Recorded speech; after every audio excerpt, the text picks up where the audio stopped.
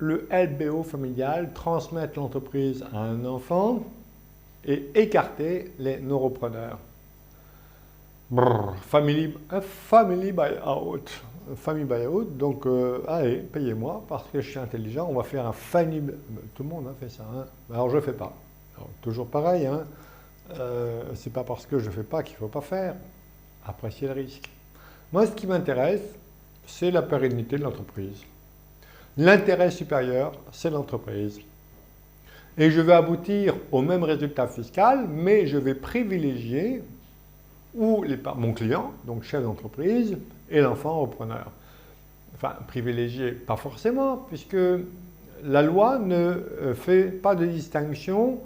Ils pensent qu'il faut donner égalitairement à tous les enfants. Vous vous souvenez, hein, la règle du rapport, respecter l'égalité entre héritiers. Certes, mais la rémunération du risque, elle est où pour le repreneur? Non, il n'est pas toujours avantagé. Hein. Donc le dirigeant, 3 enfants, il transmet, elle vaut 300 l'entreprise. Le dirigeant transmet l'entreprise à l'enfant repreneur à charge pour lui de verser une soulte à ses frères et sœurs et il va faire une donation partage égalitaire. Je rappelle que dès lors que le client fait une donation, invitez-le à l'accompagner d'une renonciation anticipée à l'action réduction, même si c'est une donation partage. Avec, je rappelle, l'inconvénient de la donation partage, c'est qu'on va figer la valeur de l'entreprise vers le bas et qu'on va priver les êtres chers et je ne peux plus guère avantager puisque ma quotité disponible ordinaire est très réduite en figeant la valeur par le bas. Et l'enfant repreneur va devoir verser une soulte donc de 200 au total à ses frères et sœurs.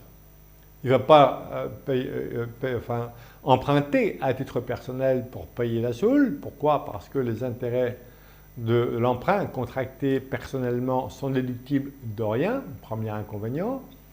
Ensuite, pour rembourser l'emprunt personnel, l'enfant devra verser un dividende soumis au PFU à 30%. C'est pour ça que, en fait, on va créer une holding d'acquisition. Presque, sur le modèle de la holding d'acquisition. Simplement, l'argent va être versé aux frères et sœurs pour les dédommager. Ils vont rigoler. D'ailleurs, vous voyez que j'ai fait la fille repreneuse qui est très sérieuse et les autres, ils profitent de la vie parce qu'ils vont se poser la question, tiens, qu'est-ce que je peux faire de mon pognon? Alors que l'enfant qui reprend, il va falloir que ça bosse. Hein. Et transmettre l'entreprise à un enfant, l'idée, c'est une vue court-termiste. Pourquoi? Parce qu'on dit, ouais, je vais transmettre l'enfant, comme ça, il ne va pas avoir l'impression d'enrichir ses frères et sœurs. C'est un faux sujet. Pourquoi? Parce que quand l'enfant va à nouveau transmettre, encore faut-il qu'il ait des enfants, hein, on va se retrouver encore dans cette situation-là. Donc, c'est très bien pour la banque, hein, tout ça, parce qu'on fait emprunter pour payer la soulte, etc. Mais vous voyez que cet emprunt-là, il va servir aux frères et sœurs, nos repreneurs, pour profiter de la vie, pour s'acheter un beau manoir, pour rouler en Ferrari. Contracter un prêt pour ça, non. Moi, je préfère contracter des prêts pour l'opérationnel, pour développer l'économie. Ouais. Pas forcément pour tout consommer, parce que sinon, on va mettre une dette à la charge du repreneur qui va être insoutenable, et on va le voir d'ailleurs. Et donc, j'ai plutôt tendance à faire rentrer tous les enfants au capital, et puis après, je vais regarder d'ailleurs, ça me donne le temps, on essaye, puis j'intéresse tout le monde à la vie de l'entreprise, et comme ça, j'assure mieux sa pérennité, parce que je peux très bien avoir des petits-enfants qui sont les enfants des non-repreneurs, qui s'intéressent à l'entreprise et qui vont un jour travailler. Et c'est ça l'économie. C'est pour ça qu'en France, on dit « Ah, les entreprises familiales, capital faible ». C'est avec des histoires à la moelle-neu, comme le family buyout. Là, on fragilise l'entreprise. Par contre, si on accueille tous les enfants et les descendants au sein de l'entreprise, après on gardera, on pourra donner leur liberté si on le juge nécessaire. Si on le juge nécessaire. L'intérêt supérieur, c'est l'intérêt de l'entreprise. Ici, c'est une démarche purement fiscale et financière, tout simplement. J'y vais pas. J'y suis jamais allé. Et je n'irai, sauf exception, il ne faut jamais dire jamais, mais je ne vois pas les situations dans lesquelles j'irai faire du LBO familial. Et à un moment donné, je donnais un cours auprès d'un très grand cabinet d'avocats fiscalistes, et elle me dit, ah non, je dis, moi, tiens, il ne faut pas faire de LBO familial, il y a encore des imbéciles qui proposent du LBO familial. Et ils se retournent vers moi comme ça, ils me regardent, oui, nous on fait ça. Hein. Je dis, oh, ma mince alors, j'ai dit une bêtise, mais je vais vous expliquer pourquoi je ne fais pas de LBO familial. Pourquoi? Parce que je vais poser 3 conditions nécessaires, non suffisantes, mais nécessaires.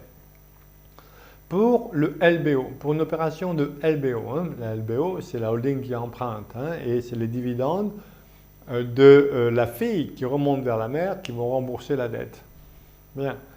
Et attention aussi, 2 mots sur l'intégration fiscale. Ne pas opter pour l'intégration fiscale dans les opérations de LBO familial parce que sinon on a l'application de l'amendement Charras. L'amendement Charras, ça veut dire que les intérêts de la dette contractée par la holding ne seront pas déductibles de ces résultats.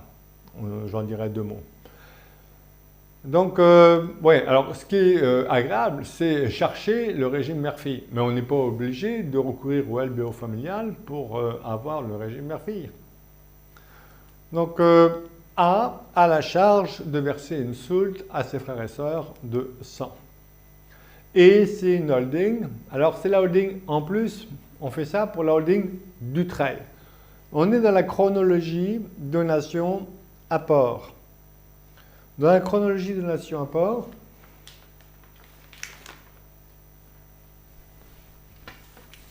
vous vous souvenez, les 2 chronologies apport-donation, donation-apport. Donc ici, donation-apport. Donc, vous savez, le pacte Dutreil, hein, signature du pacte Dutreil. Ici, on avait la donation. Ici, on a la fin de l'engagement collectif de conservation. Ici, on a l'engagement individuel de conservation. Donc, les parents donnent l'entreprise et il y a apport à une holding Dutreil.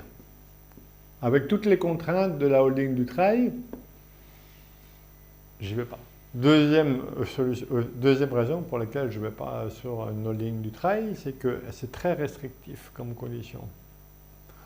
Donc si je donne, on va avoir le pacte Dutreil, hein, donc le bénéfice de 75%, on va arriver avec l'entreprise de 6,4 millions à 95 000 €, avec une donation pleine propriété, parce qu'il ne faut pas commencer par la nue propriété, parce que si les parents donnent la nue propriété avec réserve de fruit, ils attendent un dividende. Comment voulez-vous que la holding rembourse la dette si le bénéfice est prélevé par les parents usufruitiers? Alors, ouais, l'administration fiscale, elle l'autorise.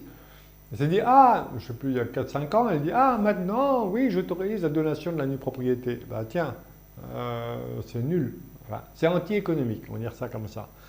Ce n'est pas parce qu'il y a un texte fiscal qui, soi-disant, est avantageux, quand on considère l'ensemble, bah, et ici, la pérennité de l'entreprise, bah, il faut s'en garder quand même.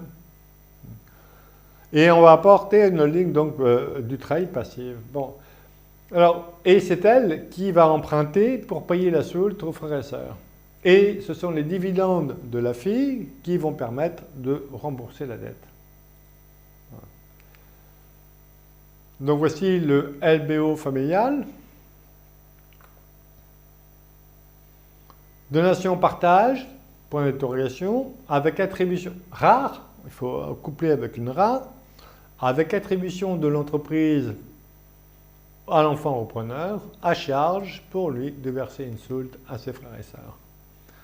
Le donataire va apporter ses titres, ici l'entreprise 300, le donataire donc reçoit 100, il va apporter ses titres à la holding, fonds propres de la holding 100, et la holding va emprunter les 200 tout de suite pour payer la soulte aux frères et sœurs. Et vous voyez bien que tout de suite, on obère la capacité d'emprunt de la holding. Et le remboursement de la dette va se faire par le remontée des dividendes de la société opérationnelle, avec le bénéfice du régime mère-fille. Hein, la quote-part de frais et charges de 5%, soit une imposition inférieure à 2%. Et non, pas de régime de l'intégration fiscale. Pourquoi? Parce qu'il y a l'application de l'amendement Charras, on va le voir. Quand on apporte à la société, l'amendement Charras, donc la non-déductibilité des intérêts de l'emprunt, s'applique lorsque le vendeur contrôle l'acheteur.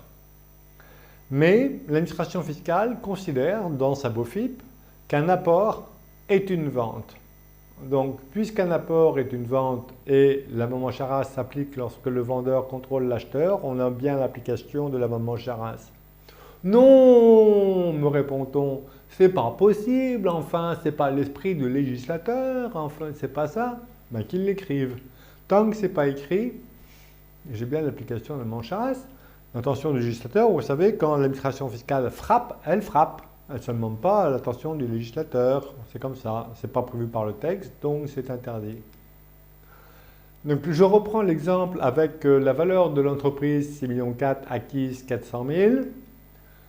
Donc je donne l'entreprise, toute l'entreprise en pleine propriété, bien que je puisse le faire sur la nue propriété seulement, mais pleine propriété. Que de toute façon, vous avez vu, hein, je vais arriver à 95 000 contre 61 000 si j'avais donné la nue propriété. À charge pour l'enfant repreneur de verser une soule de 4,2 millions à ses frères et sœurs. Donc voici le schéma du LBO familial, ou du LBO tout simple. Vous savez, les opérations de LBO, c'est toujours la même chose. Il y a une holding qui emprunte pour soit payer le vendeur, holding d'acquisition, soit pour payer soi-même dans les opérations d'OBO, de rachat à soi-même, soit ici pour verser une soulte aux frères et sœurs. Mais sinon, le principe est toujours le même, la holding emprunte et ce sont les dividendes de la société opérationnelle qui vont permettre de rembourser la dette qui, le plus souvent, est sur une durée de 7 à 8 ans.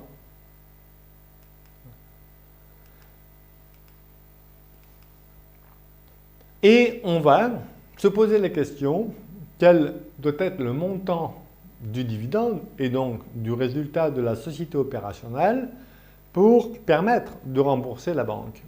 Je pose 3 conditions nécessaires pour la réussite d'un LBO familial. 1. Le ratio fonds propres sur dette au moins égal à 1.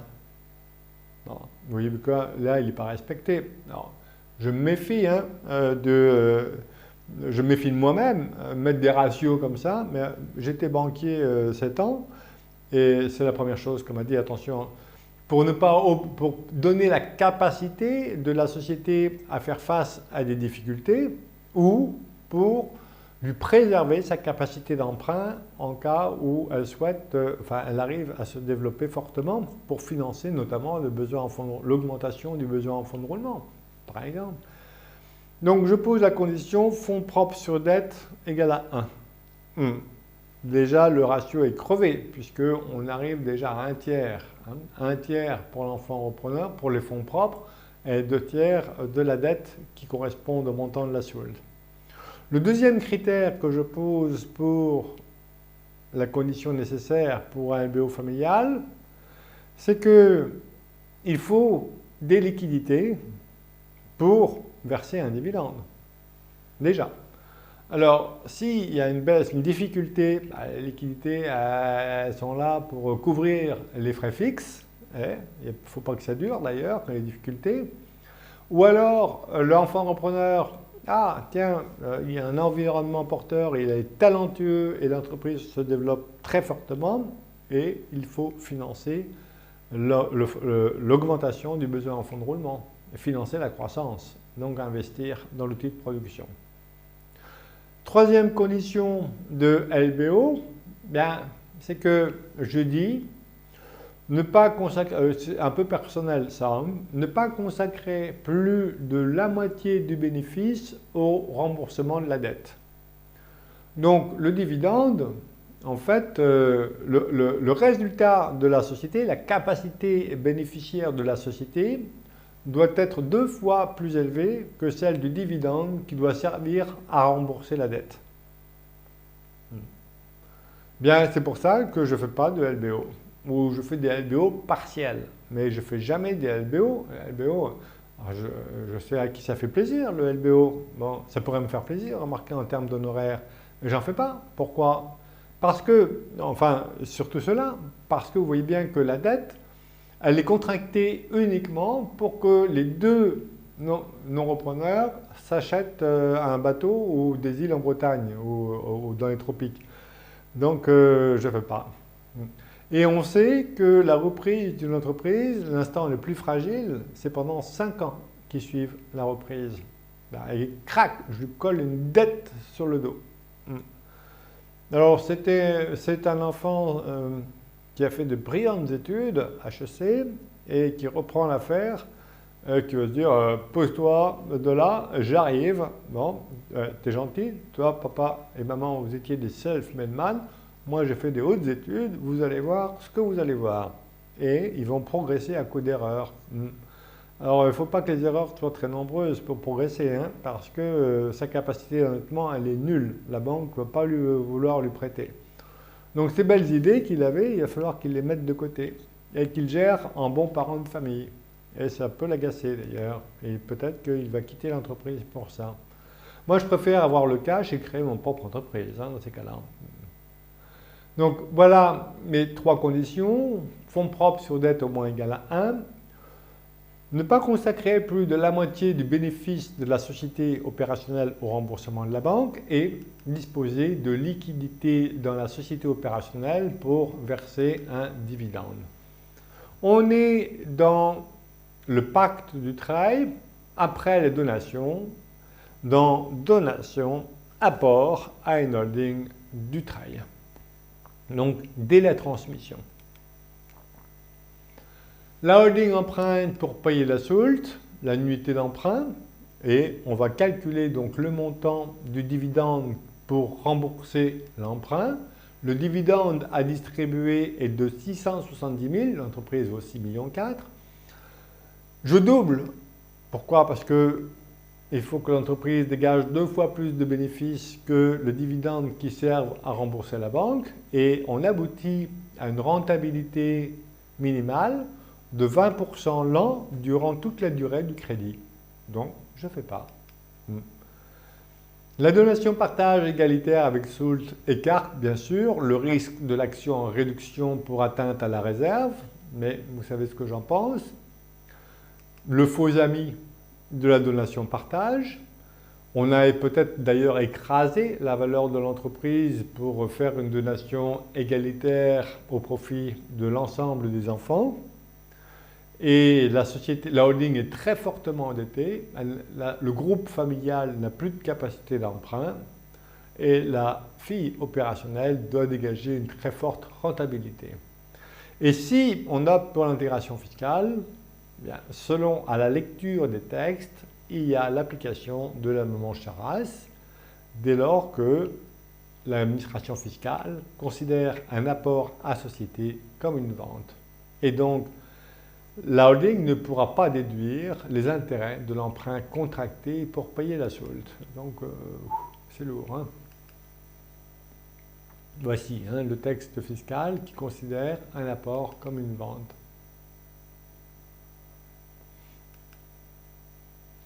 Et voilà, donc le schéma final, toujours ici, avec un prêt de 4,2 millions.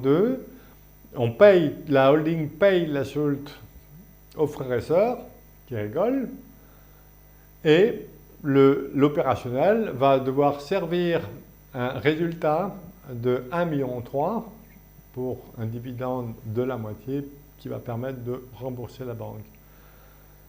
J'y vais pas, je ne fais pas.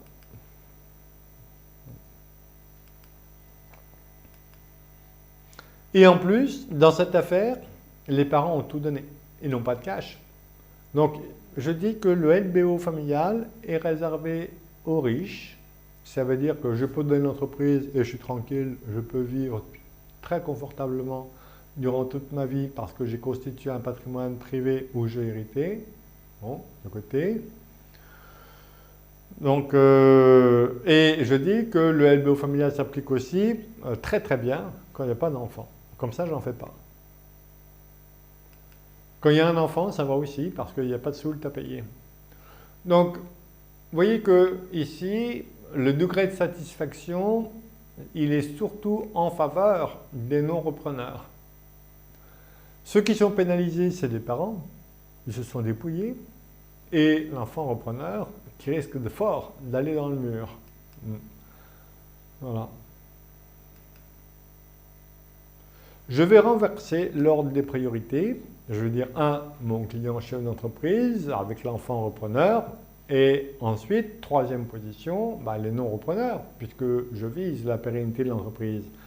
Et je vais arriver à concilier les intérêts des majoritaires et des minoritaires. Toute solution présente bien sûr des avantages et des inconvénients, mais celle-ci, je l'écarte définitivement. Concilier donation et vente, transmettre l'entreprise à un enfant et vendre une partie si vous voulez avoir la Légion d'honneur. Parce que, pourquoi vendre? Il faut donner d'abord, non? Et faire vendre ensuite. Et avoir la jouissance. Donc je vous ai mis ici ce que je ne fais jamais, alors, sauf exception. Je le fais quand il n'y a pas de pacte du travail. C'est la situation du chef d'entreprise. Il trouve un acquéreur pour son entreprise et il se dit « Ah non, ça je ne peux pas refuser. Hein. » Et donc, mince, bien, je vais donner une partie de l'entreprise à mes enfants. Et après, je vais vendre. Et là, oui, là on peut faire une vente. Pourquoi? Parce qu'on ne peut pas tout donner, parce qu'on n'a pas les liquidités pour payer les droits de mutation à titre gratuit. Par contre, si je vends, je vais avoir les liquidités. Et c'est pour ça qu'il faut passer ici par l'intermédiaire d'un don manuel. Pourquoi? Parce que je vais révéler la donation après la vente, de telle sorte que j'ai les liquidités pour payer. Alors qu'un acte authentique par devant notaire, non, le notaire il vous demande tout de suite de payer les droits de mutation et donc vous ne pouvez pas parce que vous n'avez pas vendu.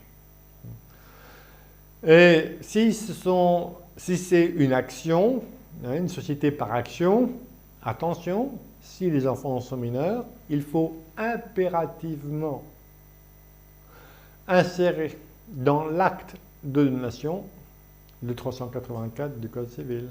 Qu'est-ce que c'est que le 384? C'est que je vais dans l'acte de donation écarter les règles de l'administration légale. Pourquoi? Parce que depuis 2016, ils ont réintroduit, vous savez, les règles de l'administration légale lorsque l'autorité parentale est confiée aux deux parents, lorsque l'enfant est mineur. Eh bien, il faut quand même l'intervention du juge des tutelles, notamment pour les actes importants sur les valeurs mobilières. Les actions sont des valeurs mobilières, pas les parts sociales.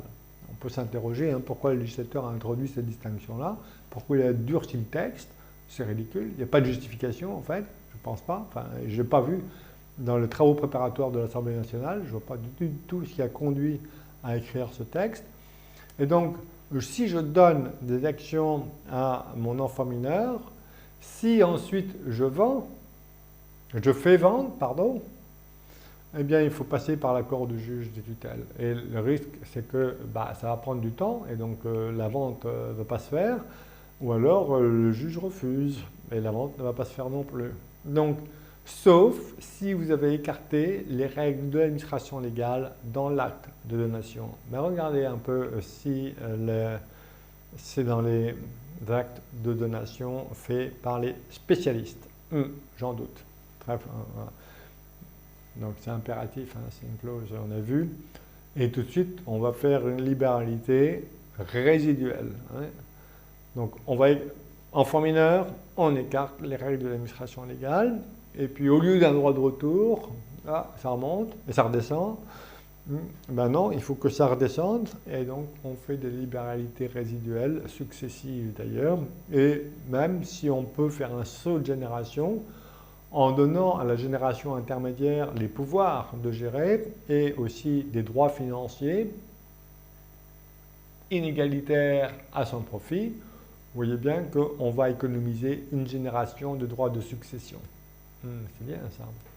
Et on arrive au même résultat fiscal, à savoir 95 000 €. Et comment concilier le majoritaire et les minoritaires? Le majoritaire, l'enfant repreneur, bah, c'est vrai qu'il est peut-être avantagé, il vit avec l'entreprise, il vit par l'entreprise, et son objectif, c'est de faire grandir l'entreprise, donc de capitaliser, alors que les non-repreneurs ou les minoritaires, l'objectif, c'est distribuer, obtenir un dividende.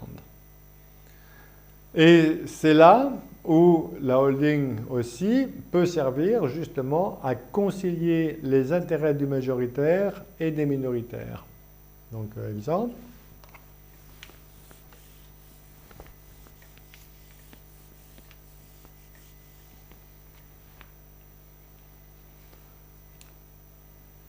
C'est pour ça, vous voyez, plutôt que le LBO familial, donc ma pratique, c'est, si ça correspond aux objectifs du client, on va échanger, on va expliquer pourquoi il est mieux de faire entrer l'ensemble des enfants au capital de l'entreprise. De toute façon, s'ils sont mineurs, la question ne se pose pas, parce que je n'ai pas encore de repreneur.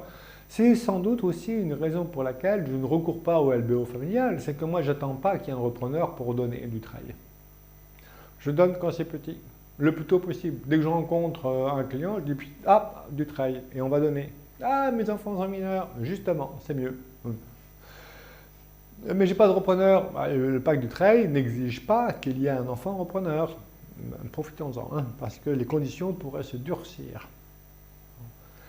Et donc les enfants sont mineurs, et puis après, j'organise, j'en fais rentrer tous les enfants au capital. Et plus tard, si il y en a un qui l'émerge du lot, alors vous voyez, j'ai fait un du trail. Et puis si je donne quand ils ont 6 ans ou 10 ans, quand ils sont aptes à reprendre l'entreprise, le pacte du trail il est bien passé quand même. Hein. Donc j'ai eu vraiment l'abattement. Et je vais, s'il y a un enfant repreneur, on va créer une société, une holding à l'IS par exemple, hein, une SAS, et pour les autres, on peut très bien les mettre ici en direct dans la société opérationnelle. Et ils veulent le dividende, ici l'enfant qui est intéressé, lui, par capitaliser, il va pouvoir réinvestir dans cette entreprise-là ou dans une autre d'ailleurs, peut-être qu'il aura envie aussi de couper avec la branche familiale. Tiens, c'est une dernière situation.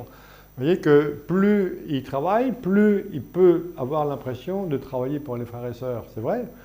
Mais bon.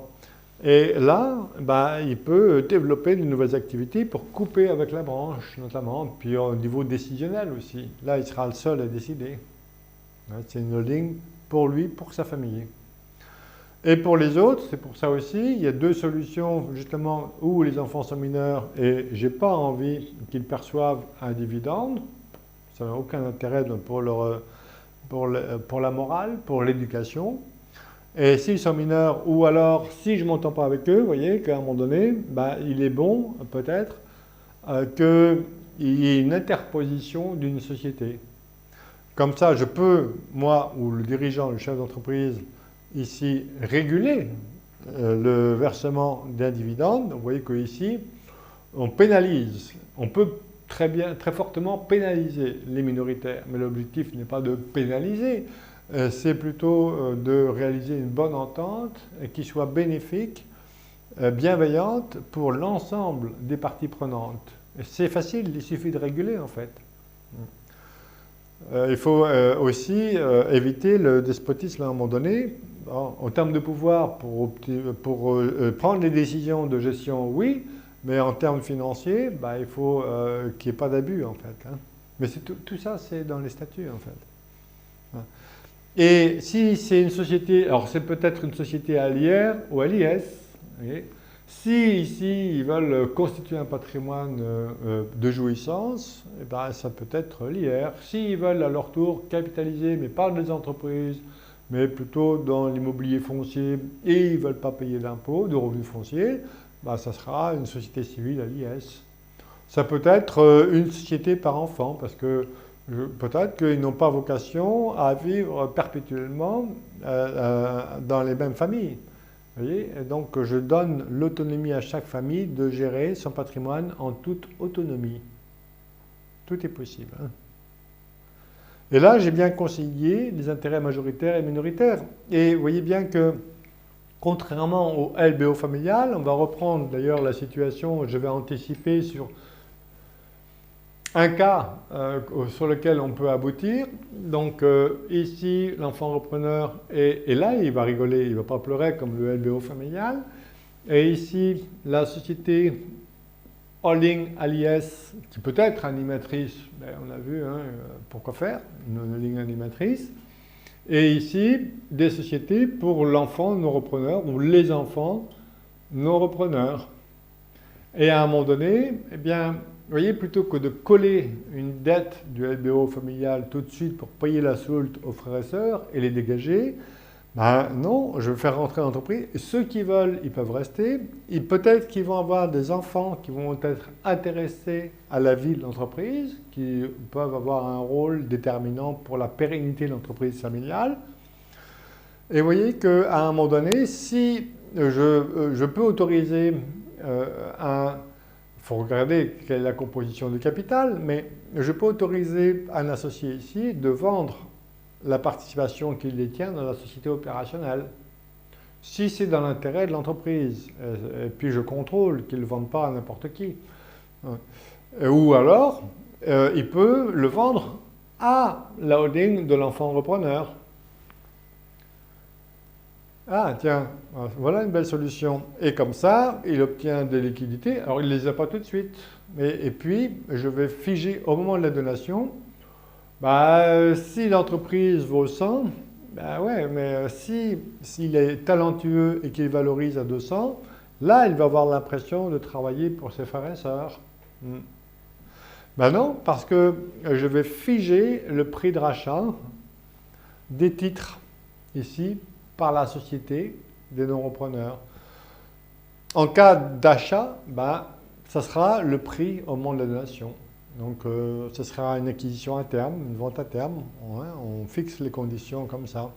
Et si ça se passe mal, ça vaut 50, ben, normalement, là, ben, on doit 100. Vous voyez. Après, il faut bien voir quels sont les intérêts, les forces en présence, les intérêts des uns et des autres, mais il faut privilégier la pérennité de l'entreprise, pas l'acquisition de Ferrari. Enfin, sauf volonté contraire de mon client, mais en général, j'œuvre pour la pérennité de l'entreprise familiale, pas pour avoir du cash sans impôt.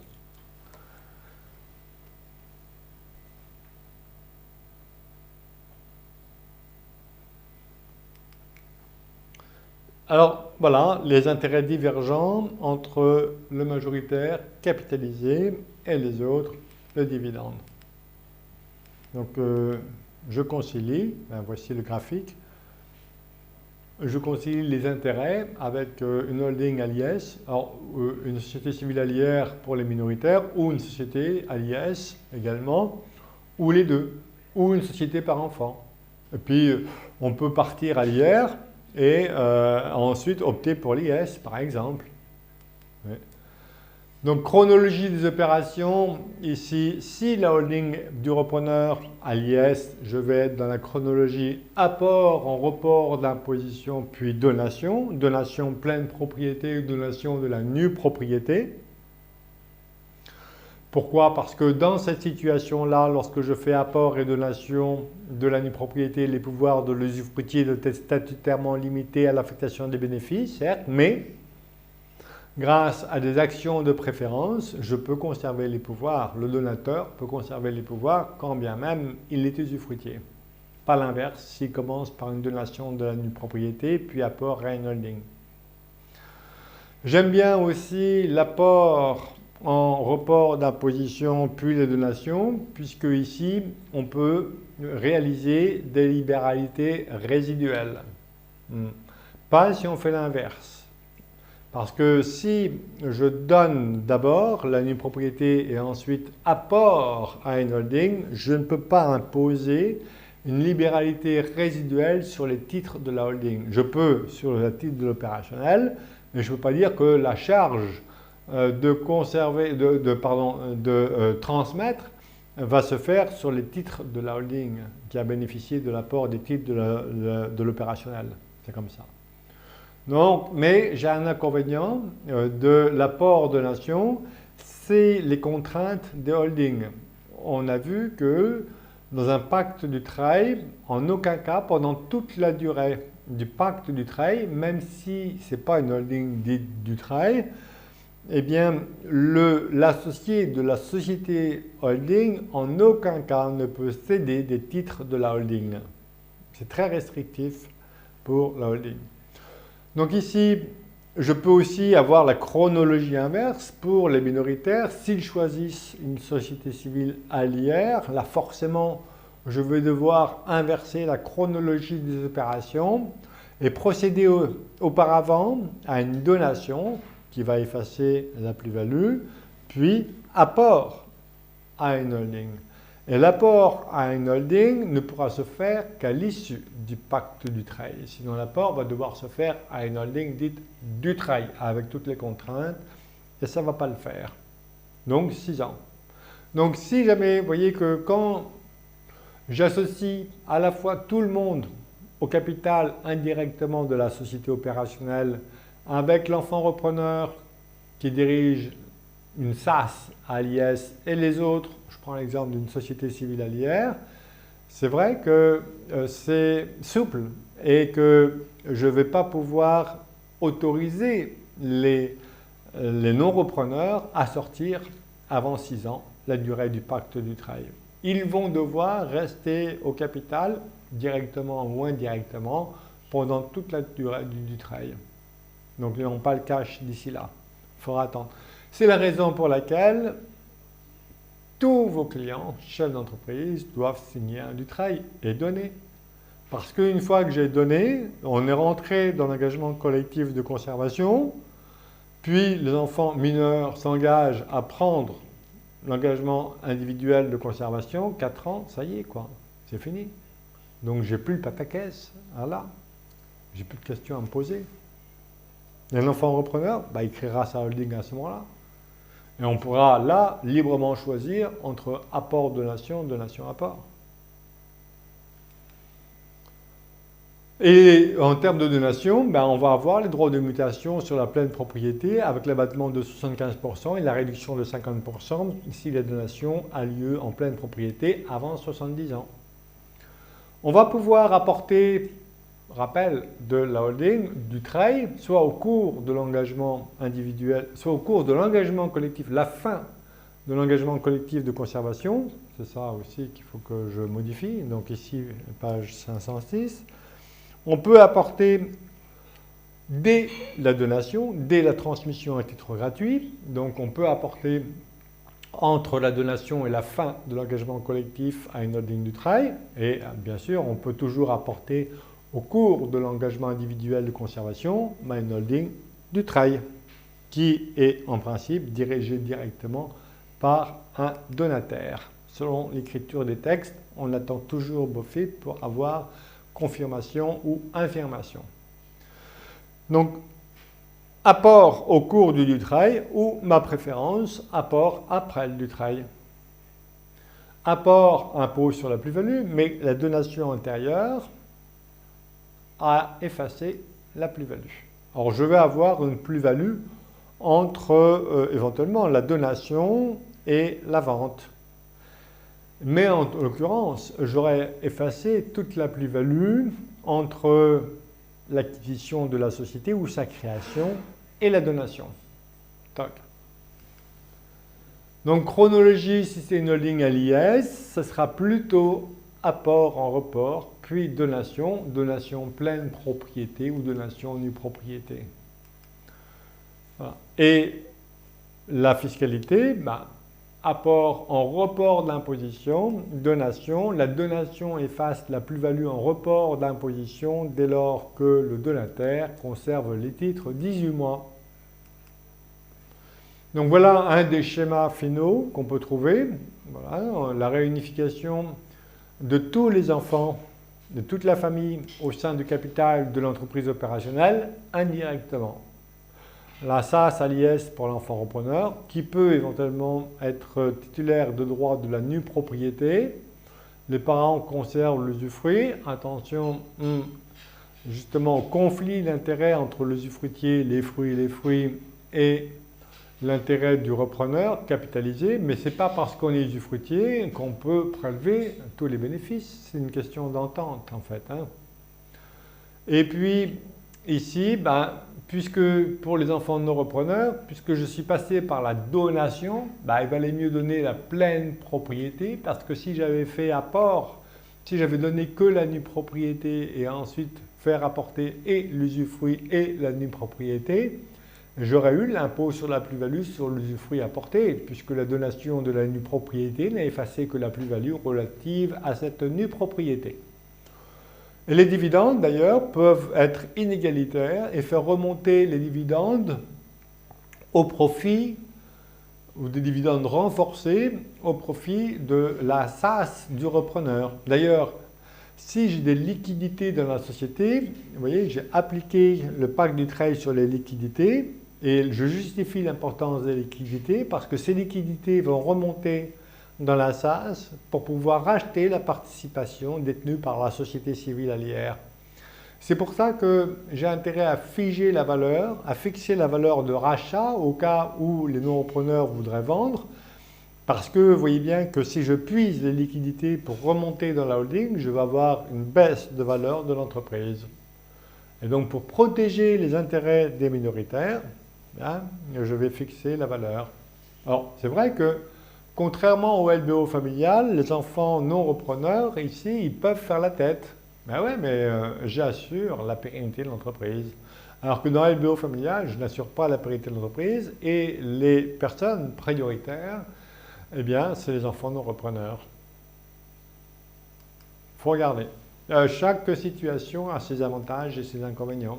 Je peux combiner ça avec un LBO partiel, mais méfiance. Et voici où doit être signé le pacte. Le pacte doit être signé par la holding. Pourquoi? Parce que si je viens de créer la holding, elle ne peut pas être animatrice. Il faudrait au moins qu'elle détienne les titres de la société opérationnelle au moins 2 ans et que je puisse apporter la preuve qu'elle était réellement animatrice. Elle participe activement à la conduite du groupe et au contrôle des filiales et le cas échéant, elle rend des services purement internes, les conventions de service. La société civile peut, à l'issue du trade, vendre toute ou partie de ses titres. Mais vous voyez, je n'ai pas mis une dette comme ça sur la dette de l'enfant repreneur. Après 6 ans, d'ailleurs ça correspond bien à la période des 5 ans de fragilité de la reprise, après 6 ans, la holding de l'enfant repreneur pourra racheter les titres détenus par la société civile. Je pourrais faire des distributions, on l'a vu, inégalitaires. Je vais même prévoir dans les statuts, il faut prévoir dans les statuts de la SAS, des distributions de dividendes en nature par la remise des titres de la société opérationnelle à la SAS de l'enfant repreneur. On va procéder à des augmentations de capital et on va réduire la participation des minoritaires, des non-repreneurs.